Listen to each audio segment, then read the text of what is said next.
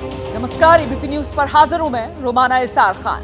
सुबह के 10 बजने को है, मतलब वक्त आगे का एजेंडा का।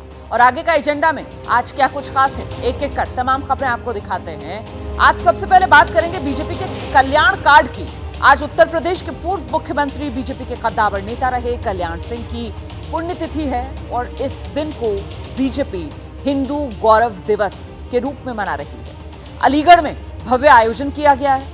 यहां गृहमंत्री अमित शाह से लेकर मुख्यमंत्री योगी आदित्यनाथ समेत बीजेपी के कई बड़े नेता मंत्री पहुंच रहे हैं। कल्याण सिंह की पुण्यतिथि को बीजेपी की तरफ से हिंदू गौरव दिवस के रूप में मनाना एक बड़ा सियासी कार्ड माना जा रहा है। और ऐसा क्यों है, ये आप आगे बताएंगे। अगली बड़ी खबर भी उत्तर प्रदेश की राजनीति से ही जुड़ी होगी और वो अखिलेश यादव का मिशन ओबीसी है। साथ ही आज शो में बात बिहार में जातीय सर्वे की भी करेंगे, जिस पर सुप्रीम कोर्ट में अहम सुनवाई होनी है। तो मतलब आज का दिन नजर सुप्रीम कोर्ट पर भी, सुनवाई अहम। बिहार के लिहाज से जातीय सर्वे को लेकर आंकड़े सार्वजनिक किए जाएंगे या नहीं, इस पर भी जानकारी आपको देंगे। और आगे का एजेंडा में बात चंद्रयान 3 की भी होगी, जो बस 2 दिन के बाद इतिहास रचने के लिए रेडी है। और साथ ही खबर खेल की दुनिया से भी। आज एशिया कप के लिए टीम इंडिया का ऐलान होगा। कौन इन हो सकता है, कौन आउट हो सकता है, इसके बारे में भी आपको जानकारी देंगे। आइए शुरुआत करते हैं अब विस्तार से खबरों की। और शुरुआत इस वक्त की बड़ी खबर के साथ। उत्तर प्रदेश के अलीगढ़ में सियासी हलचल तेज होने वाली है। राज्य के पूर्व मुख्यमंत्री, बीजेपी के दिग्गज नेता रहे कल्याण सिंह की पुण्यतिथि है आज। कल्याण सिंह की आज दूसरी पुण्यतिथि है और इस दिन को बीजेपी हिंदू गौरव दिवस के रूप में मना रही है। अलीगढ़ में इस मौके पर बड़ा कार्यक्रम रखा गया है, जिसमें केंद्रीय मंत्री अमित शाह, रक्षा मंत्री राजनाथ सिंह, उत्तर प्रदेश के मुख्यमंत्री योगी आदित्यनाथ, मतलब बीजेपी के तमाम जो कद्दावर नेता हैं वो उत्तर प्रदेश के अलीगढ़ में मौजूद रहेंगे आज इस कार्यक्रम में शिरकत करने के लिए। साथ ही केंद्रीय मंत्री स्मृति ईरानी, उप मुख्यमंत्री उत्तर प्रदेश के केशव प्रसाद मौर्य, ब्रजेश पाठक, बीजेपी के जो यूपी के प्रदेश अध्यक्ष भूपेंद्र चौधरी, पार्टी के महासचिव धर्मपाल, ये तमाम नेता भी आज मौजूद रहेंगे। तो अलीगढ़ में नुमाइश मैदान और वहीं पर कुछ देर बाद इस कार्यक्रम की होने वाली है शुरुआत। हिंदू गौरव दिवस के तौर पर कल्याण सिंह की पुण्यतिथि, दूसरी पुण्यतिथि आज है। इस दिन को बीजेपी मनाने की तैयारी में और इसके जरिए जाहिर सी बात है एक बड़ा सियासी संदेश जो बीजेपी की तरफ से देने की कोशिश की जाएगी। इसी का विश्लेषण आगे करेंगे, लेकिन उससे पहले ये जान लीजिए आप, कल्याण सिंह की पुण्यतिथि को बीजेपी की तरफ से हिंदू गौरव दिवस के रूप में मनाना साफ तौर पर सियासी कार्ड है। कल्याण सिंह बीजेपी का एक बड़ा ओबीसी चेहरा रहे। लोध समाज से आते कल्याण सिंह 1991 में पहली बार उत्तर प्रदेश में बीजेपी की जो सरकार बनी थी वो कल्याण सिंह की वजह से ही बन पाई थी। राम मंदिर आंदोलन के बड़े चेहरों, दिग्गजों में एक कल्याण सिंह 6 दिसंबर 1992 को बाबरी ढांचे के विध्वंस के समय उत्तर प्रदेश में, क्योंकि मुख्यमंत्री कल्याण सिंह ही थे, ऐसे में उसकी नैतिक जिम्मेदारी लेते हुए यूपी के मुख्यमंत्री पद से कल्याण सिंह ने इस्तीफा भी दिया था। दूसरी पुण्यतिथि पर आज बीजेपी अलीगढ़ में इस बड़े कार्यक्रम का आयोजन कर रही है और इसी के जरिए दिया जा रहा है एक मजबूत सियासी संदेश। तो चुनावी राजनीति के लिहाज से उत्तर प्रदेश देश का सबसे महत्वपूर्ण सूबा इस वजह से क्योंकि लोकसभा की सबसे ज्यादा सीटें, 80 लोकसभा सीटें इसी उत्तर प्रदेश में आती है। यही वो उत्तर प्रदेश है जहां से देश के प्रधानमंत्री नरेंद्र मोदी लोकसभा पहुंचते हैं वाराणसी से चुनकर। और ऐसे में इस बार 2024 के लिए बीजेपी ने यूपी को लेकर अपना जो विजय प्लान है उसको और दायरा देते हुए 80 की 80 लोकसभा सीटों पर किस तरीके से जीत दर्ज की जाए, इसी के मिशन में जुटते हुए हर कोशिश तेज कर दी है। और उन्हीं कोशिशों का एक हिस्सा ये भी माना जा रहा है जिस तरीके से कल्याण सिंह की दूसरी पुण्यतिथि के मौके पर आज बीजेपी नेताओं की तरफ से अलीगढ़ के नुमाइश मैदान में ये कार्यक्रम रखा गया है। जो हिंदू गौरव दिवस के रूप में बीजेपी मना रही है। सीधे आपको लेकर चलेंगे अलीगढ़ से, हमारे साथ हमारे सहयोगी अंकित गुप्ता इस वक्त मौजूद हैं। जरा जानते हैं अंकित गुप्ता से कार्यक्रम को लेकर क्या तैयारियां की गई हैं। आप वहीं कार्यक्रम स्थल के नजदीक ही मुझे नजर आ रहे हैं, तस्वीरें दिखाइए और बताइए सियासी संदेश क्या देने की तैयारी में बीजेपी। अंकित। बिल्कुल रोमाना, एक बड़ा सियासी संदेश, और वो भी जब 2024 के चुनावों की हट शुरू हो गई है, तो इसको अगर राजनीति से 2024 के चुनावों से जोड़कर देखा जाए तो कहना गलत नहीं होगा। पहले आपको तस्वीरें दिखाते हैं जो जगह जगह कार्यक्रम स्थल के नजदीक इस तरीके के होर्डिंग्स लगाए गए हैं। देखिए, कल्याण सिंह की फोटो तो है ही, लेकिन उसके साथ ही में यहाँ पर राम मंदिर का भी जो है मॉडल नजर आ रहा है, उसका नक्शा नजर आ रहा है, और क्या लिखा हुआ है, हिंदू गौरव दिवस का शुभारंभ। यानी कि कल्याण सिंह की पुण्यतिथि है, दूसरी पुण्यतिथि है, लेकिन नाम दिया गया है हिंदू गौरव दिवस। और उसकी वजह क्या? उसकी वजह यह है कि कल्याण सिंह की जो छवि रही है वो कट्टर हिंदुत्ववादी नेता की रही है, और वो भी तब जब 1992 में जिस तरीके से बाबरी मस्जिद का ढांचा गिराया गया था, उस दौरान वो मुख्यमंत्री थे, और उसके बाद में उन्होंने अपने पद से जो है त्यागपत्र दिया था। और इसी वजह से कल्याण सिंह की जो छवि रही है कट्टर हिंदुत्ववादी नेता की रही है, और इसी वजह से एक बड़ी वजह है इस कार्यक्रम को नाम दिया गया है हिंदू गौरव दिवस का। और केंद्रीय गृह मंत्री अमित शाह समेत जो तमाम जो बड़े नेता हैं, फिर चाहे उत्तर प्रदेश के मुख्यमंत्री योगी आदित्यनाथ हो, केंद्रीय गृह मंत्री अमित शाह हो, उसके अलावा जो है तमाम और केंद्रीय मंत्री, उत्तर प्रदेश सरकार के मंत्री, वो सब यहां पहुंचेंगे। वजह क्या है? अब हम अगर इसके राजनीतिक समीकरण समझने की कोशिश करें कि 2024 का चुनाव है, पिछली बार जब 2019 का चुनाव हुआ था तो ये वो बेल्ट रही थी पश्चिमी उत्तर प्रदेश की, जहां पर बीजेपी को उतनी बड़ी सफलता नहीं मिली थी जितनी कि बाकी प्रदेश के इलाकों में मिली थी, और यहाँ की 27 सीटों में से 7 सीटों पर हार का सामना करना पड़ा था। हालांकि एक सीट पर रामपुर पर उपचुनाव हुआ और वहां पर बीजेपी जीती, लेकिन फिलहाल बीजेपी को पता है कल्याण सिंह का मतलब यह है कि जो ओबीसी वोटर है उसको साधने के लिए कोशिश की जा रही है। और ये जो पूरा इलाका है जहां पर इस वक्त मैं मौजूद हूं, अलीगढ़ और आसपास का इलाका, यहाँ पर लोध वोट बड़ी संख्या में है। जी लेकिन अंकित गुप्ता, एक वो वक्त भी आया जब कल्याण सिंह, जिनको श्रेय जाता है उत्तर प्रदेश में सबसे पहले बीजेपी की सरकार बनवाने का, राम मंदिर आंदोलन के प्रमुख चेहरों में जो कल्याण सिंह शामिल रहे, एक वक्त ऐसा भी आया जब बीजेपी से उनकी दूरी बनी। एक वक्त ऐसा भी आया जब बीजेपी से अलग होकर मुलायम सिंह यादव के साथ भी उन्होंने हाथ मिलाया। ऐसे में क्या उन्हीं स्मृतियों को मिटाने के लिए बीजेपी की तरफ से ये कोशिशें कि हिंदू गौरव दिवस के तौर पर कल्याण सिंह की दूसरी पुण्यतिथि को मनाने के लिए ये बड़े कार्यक्रम का आयोजन किया गया है? मतलब कल्याण सिंह की विरासत पर किसी का दावा अगर है तो वो सिर्फ और सिर्फ बीजेपी का, यही बड़ा संदेश दिया जा रहा है ताकि वोटर्स में कोई भ्रम ना रहे। बिल्कुल, और ये समझा भी जा सकता है। देखिए, कल्याण सिंह के बेटे हैं, वो सांसद हैं, उनके जो परिवार के जो नाती हैं वो जो यूपी सरकार में मंत्री हैं, तो साफ तौर पर बीजेपी ने बता दिया है कि कल्याण सिंह की जो विरासत है वो जो है इस वक्त जो है एक तरीके से बीजेपी के साथ में है, जो उनकी लेगेसी जो लोग संभाल रहे हैं वो बीजेपी के साथ में है। और इसी वजह से जगह जगह ये जो पोस्टर होर्डिंग्स लगाए गए हैं उसमें संदेश यही देने की कोशिश है कि कल्याण सिंह के साथ में, देखिए अगर हम एक तस्वीर दिखा सकें, यहाँ पर केंद्रीय गृह मंत्री अमित शाह की भी तस्वीर है और उत्तर प्रदेश के मुख्यमंत्री योगी आदित्यनाथ की भी है। इसके अलावा जो प्रदेश के और नेता हैं उनकी भी तस्वीरें हैं। तो बताने की यही कोशिश है कि कल्याण सिंह, क्योंकि यही वो तमाम बड़े कद्दावर बीजेपी के नेता जो अब से कुछ देर में यहाँ अलीगढ़ में आपको नजर आएंगे इस कार्यक्रम में शिरकत करते हुए। बहुत शुक्रिया अंकित गुप्ता आपका। अगली बड़ी खबर का हम रुख कर रहे हैं, उत्तर प्रदेश की राजनीति से ही ये खबर भी है। समाजवादी पार्टी ने भी ओबीसी वोटर्स को साधने के लिए अपनी पूरी ताकत लगा दी है। लखनऊ में आज ही अखिलेश यादव पिछड़ा वर्ग सम्मेलन कर रहे हैं। लखनऊ में समाजवादी पार्टी का पिछड़ा वर्ग सम्मेलन, जातिगत जनगणना की मांग की मुहिम और तेज करने के लिए इस सम्मेलन को बुलाया गया है।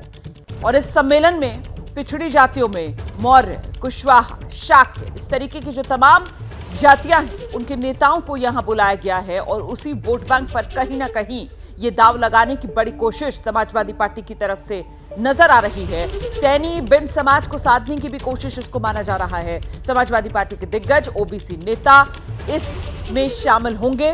पार्टी के पूर्व मंत्री, पूर्व सांसद, पूर्व विधायक भी शिरकत करेंगे।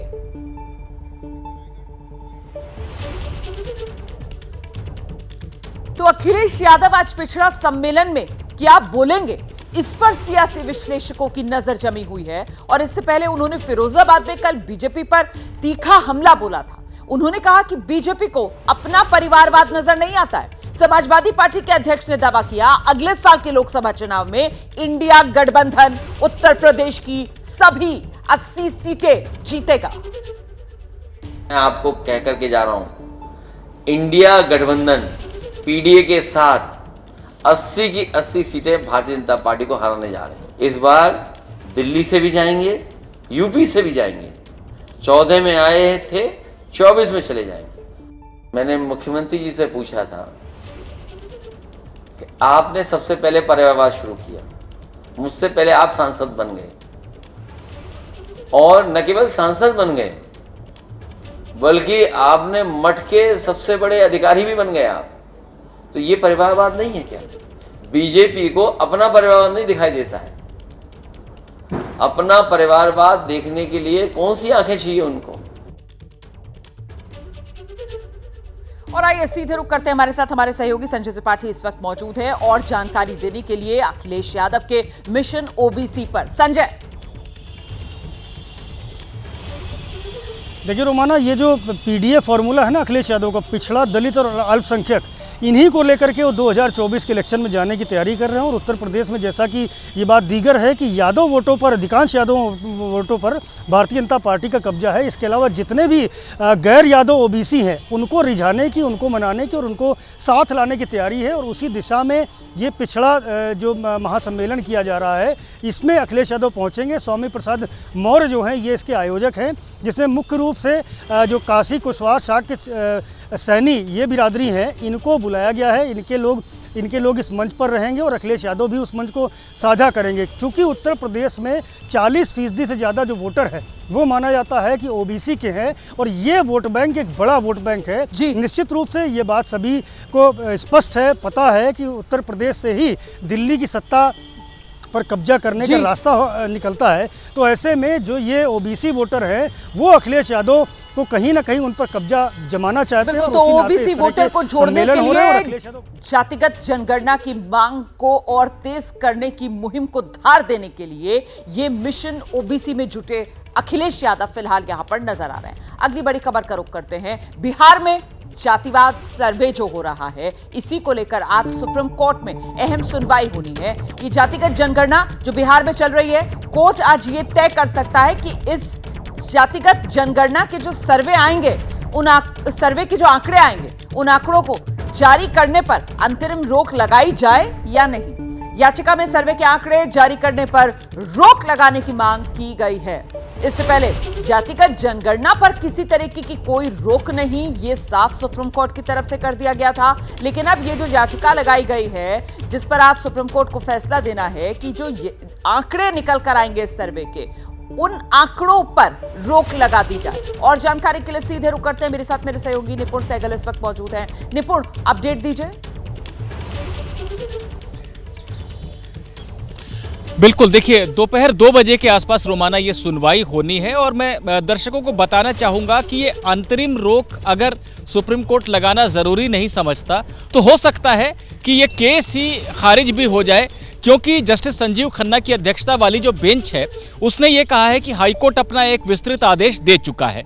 अब आप हमें ये समझाइए कि किस तरह से प्रथम दृष्टया आपका केस बनता है, यानी बिहार सरकार ने अगर जातिगत सर्वे कराया है तो क्या गलती की है। तो प्रथम दृष्टया अगर केस बनता हुआ नजर आएगा जजों को, याचिकाकर्ताओं की दलीलें सुनने के बाद, तब वो विस्तृत सुनवाई पर फैसला करेंगे और विस्तृत सुनवाई से पहले अंतरिम रोक लगा देंगे आंकड़ों के प्रकाशन पर।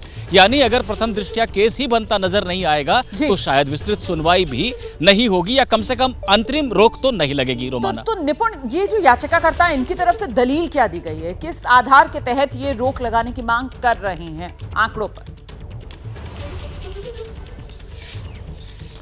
देखिए रोमाना, इनकी दलील जो है हाईकोर्ट से लेकर सुप्रीम कोर्ट तक एक जैसी ही है। जैसे कि पहली दलील, निजता का हनन हो रहा है, आप मेरे से मेरी जाति क्यों पूछ सकते हैं और क्यों आपको पूछना चाहिए और उसको आप सार्वजनिक क्यों करेंगे अगर मैं नहीं बताना चाहता या मैं बताना चाहता हूं आपको नहीं बताना चाहता। निजता का हनन, पहली बात।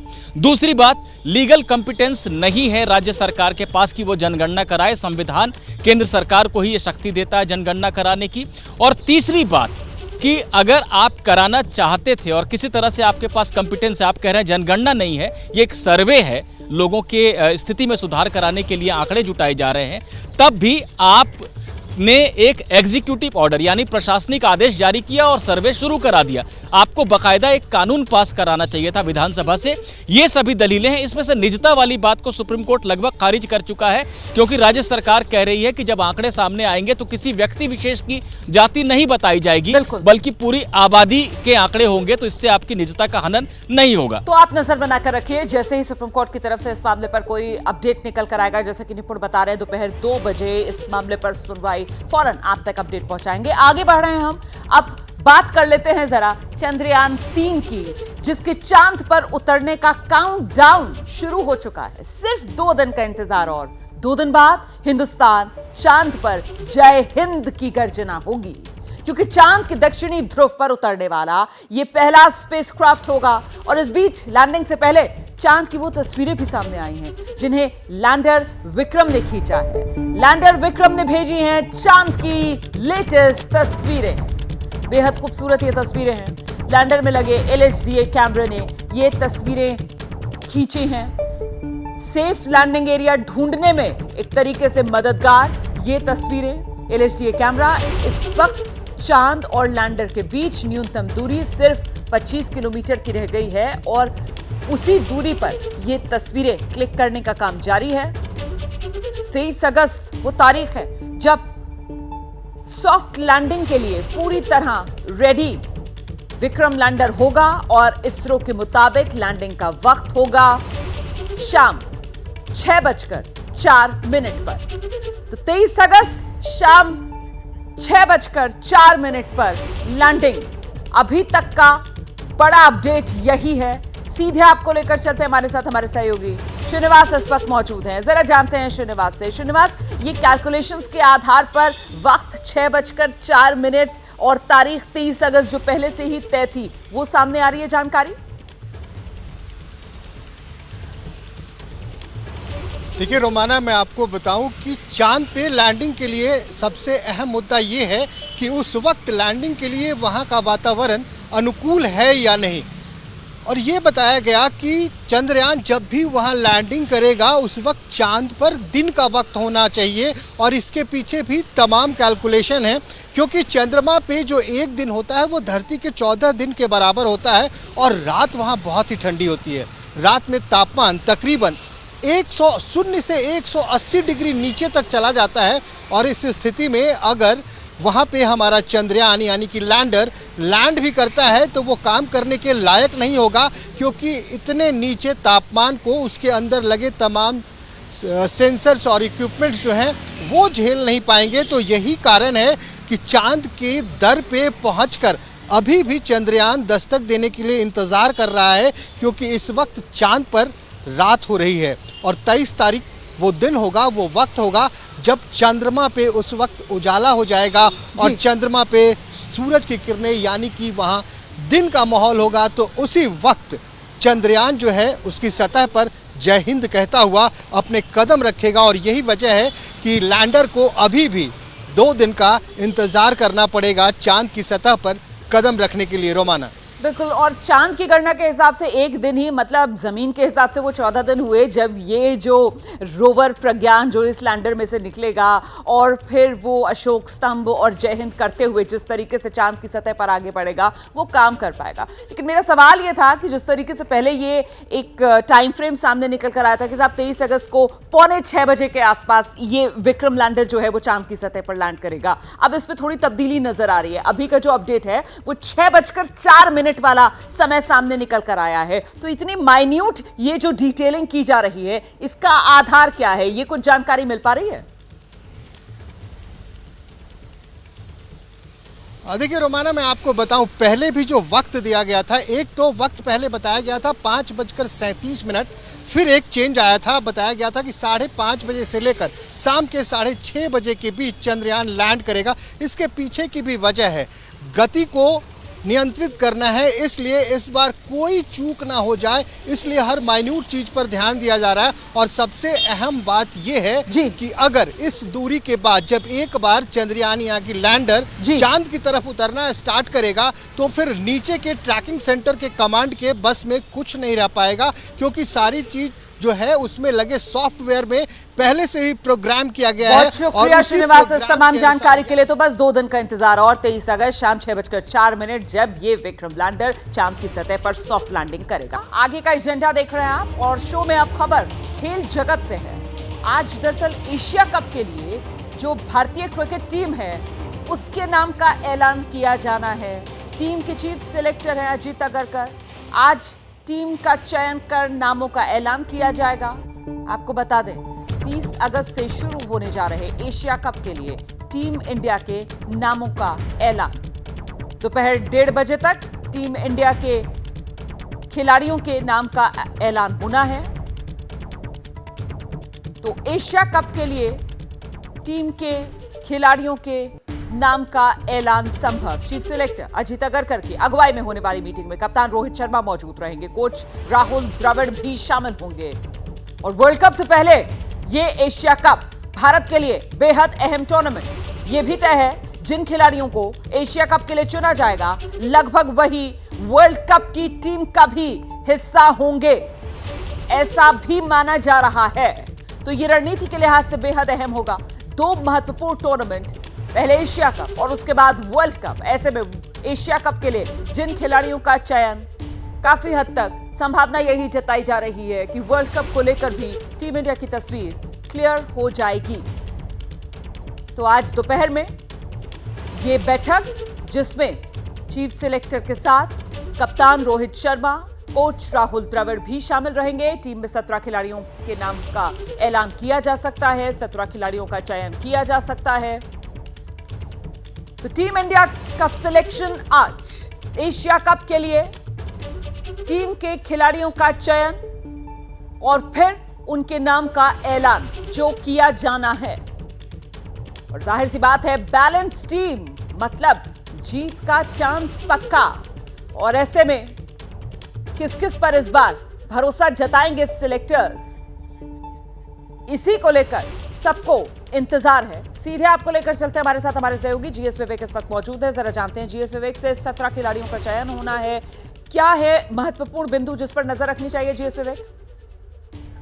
रोमाना देखिए, सबसे बड़ा क्वेश्चन यहाँ पर यही है कि जो हमारे प्लेयर्स जो चोटिल हुए थे जैसे कि केएल राहुल, प्रसिद्ध कृष्णा, श्रेयस अय्यर, हमने ये देखा कि जसप्रीत बुमराह और प्रसिद्ध कृष्णा ने आयरलैंड के खिलाफ 2 T20 में काफी अच्छी गेंदबाजी करी है, तो सेलेक्टर्स को उससे काफी सुकून मिलेगा। लेकिन केएल राहुल और श्रेयस अय्यर के फिटनेस और फॉर्म पर बहुत बड़ा सवाल है, तो इसीलिए एशिया कप में आमतौर पर 15 की टीम चुनी जाती है, लेकिन 17 का प्रोविजन है।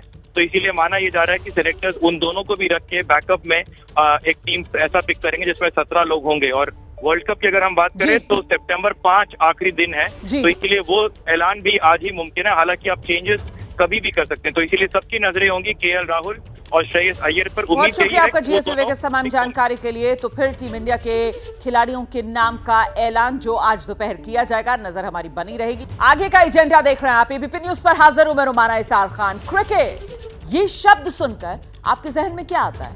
खिलाड़ी आते हैं, मैदान, बॉलर, बैट्समैन, रोमांचक मुकाबला। लेकिन पिछले कुछ घंटों से एक क्रिकेटर का वीडियो सुपर वायरल हो रहा है। खिलाड़ी है इस वायरल वीडियो में, मैदान है, लेकिन जो हो रहा है वो दरअसल क्रिकेट नहीं है। वीडियो में जो दिख रहा है उसे देखकर लोगों के रोंगटे खड़े हो गए हैं। बांग्लादेशी क्रिकेटर का ये हैरत अंगेज वीडियो है। आग पर चलते हुए नजर आ रहा है बांग्लादेशी क्रिकेटर। एशिया कप से पहले बांग्लादेशी क्रिकेटर आग पर चलता नजर आ रहा है। बांग्ला टाइगर्स टीम के सोशल मीडिया मैनेजर ने अपने ट्विटर अकाउंट से वीडियो पोस्ट किया है। इसमें बांग्लादेश के क्रिकेटर नईम शेख आग पर चलते हुए नजर आ रहे हैं। इस दौरान उनके साथ माइंड ट्रेनर मौजूद है जो उन्हें इसके लिए गाइड कर रहा है। एशिया कप नजदीक है, ऐसे में नईम शेख की इस तरह की ट्रेनिंग समझ से परे।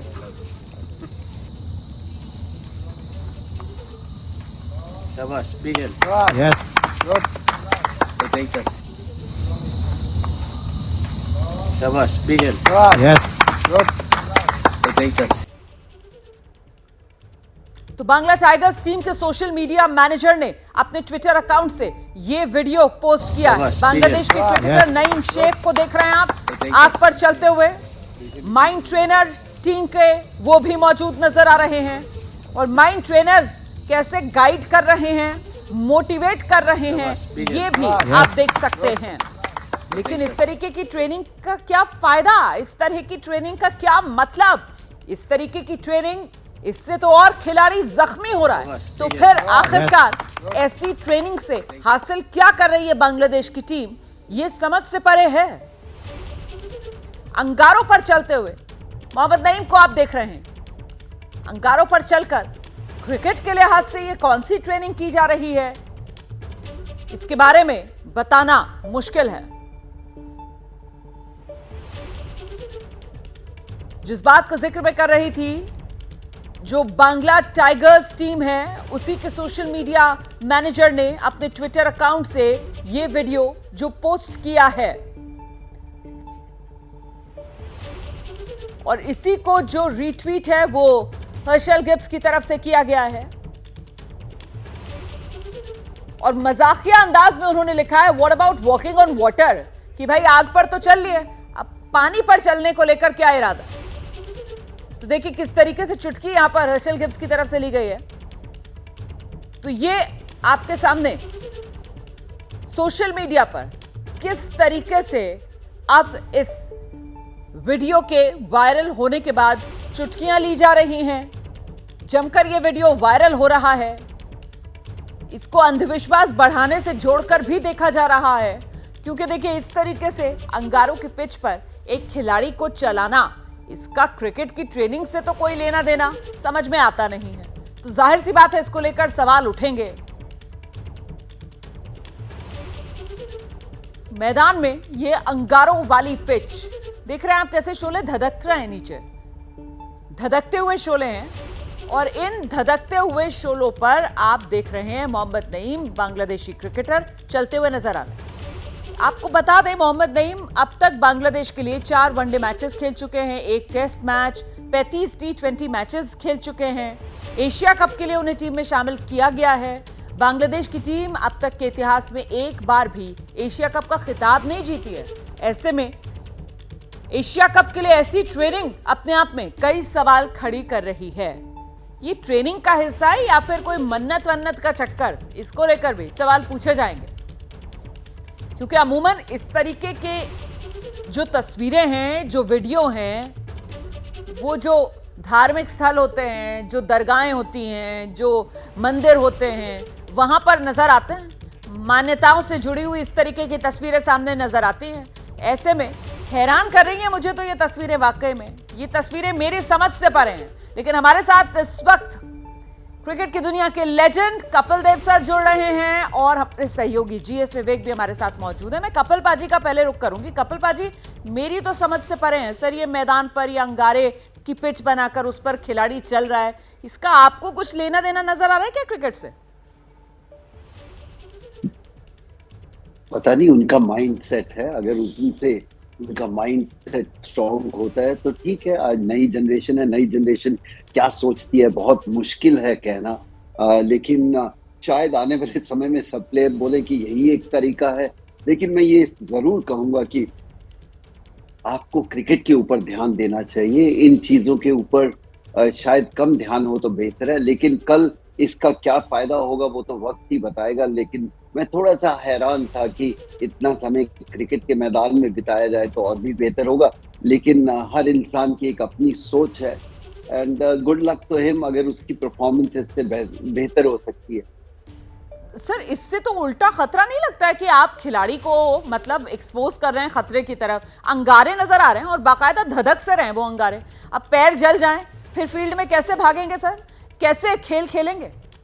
तो कोई वो उनकी समझ है, अगर पैर जल जाए तो नहीं खेलेंगे। तो सबक सीखने को मिलता है। जब तक बच्चे का हाथ नहीं जले तो उसको आप रोक नहीं सकते कि आप आग से मत खेलो। और शायद अगर इसका पॉजिटिव निकलेगा तो सारी दुनिया ये करेगी।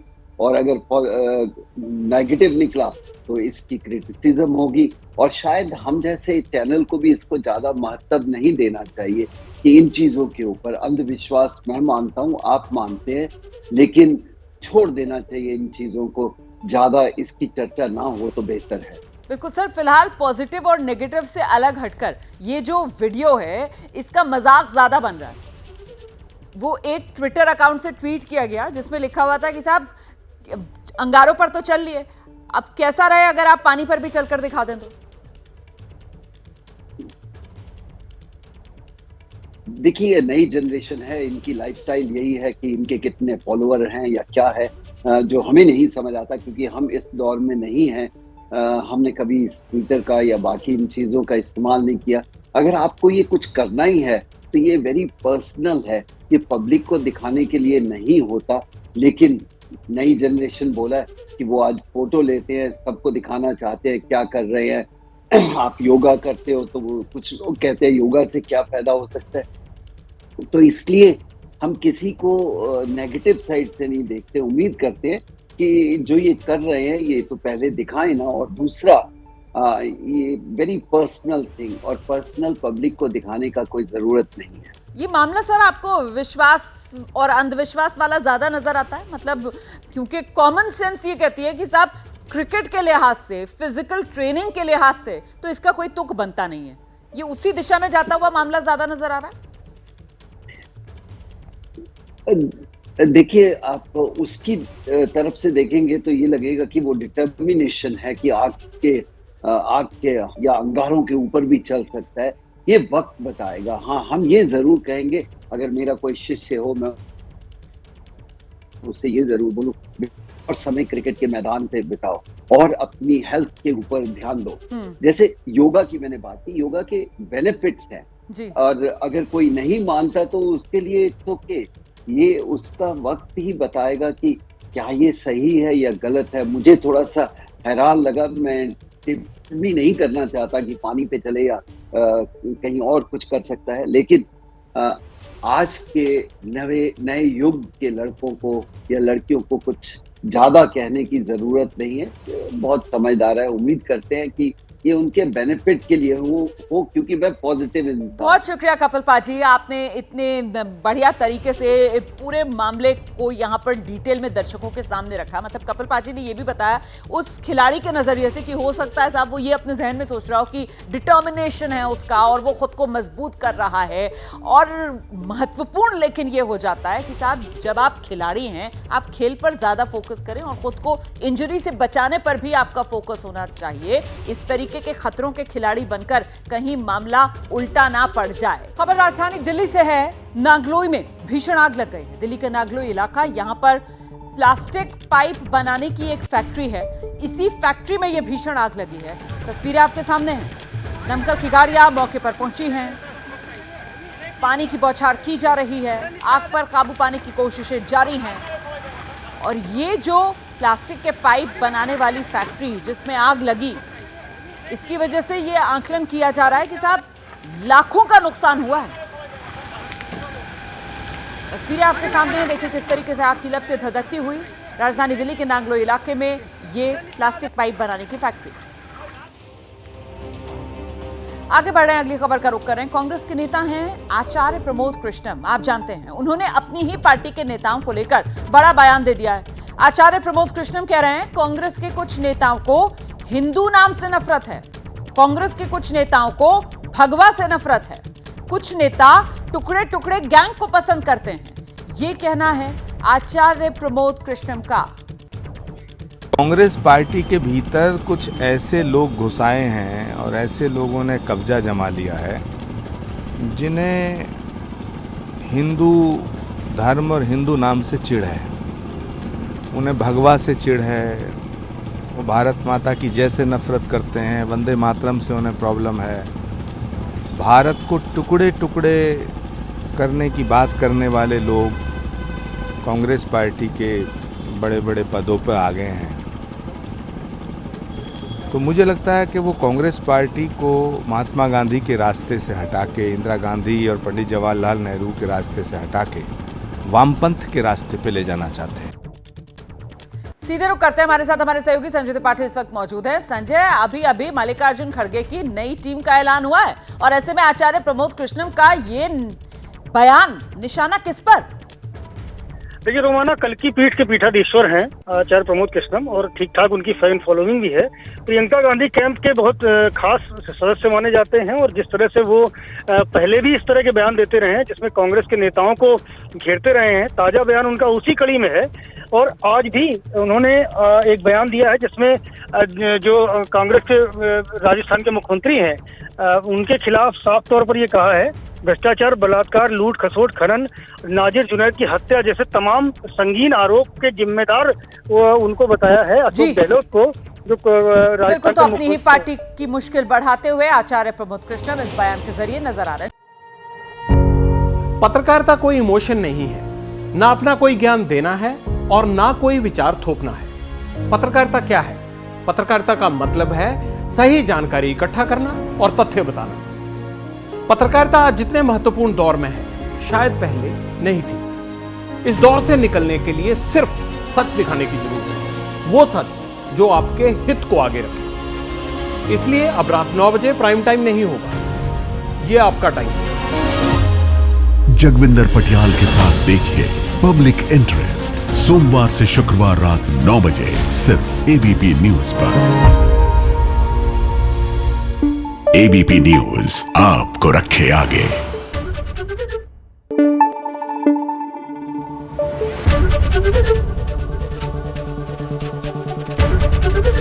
एबीपी न्यूज आपको रखे आगे।